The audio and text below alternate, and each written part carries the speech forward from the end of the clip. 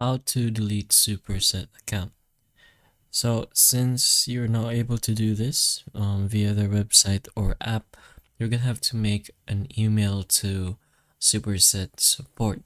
So just go ahead to your Gmail. It's much better to use your account with the email that you use to make an account for Superset. That way they'll know it's actually you. But go ahead and compose a Gmail message, and then make sure it's to support at joinsuperset.com. Put in your subject, which is Superset account deletion, and then finally the entire message of you requesting for the deletion. For example, it should look a bit something like this, simple and formal depending on you. So just go ahead and greet them for a little bit, the company or support team, which is Superset.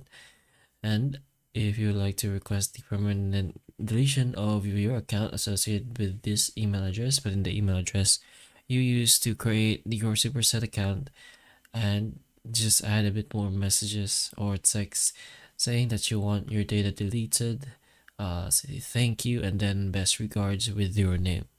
Then just go ahead and send the email to Superset. But you gotta put in mind that even after your account is terminated, some or all of your data may still be visible to others, including without limitation any data that has been posted to a third party platform.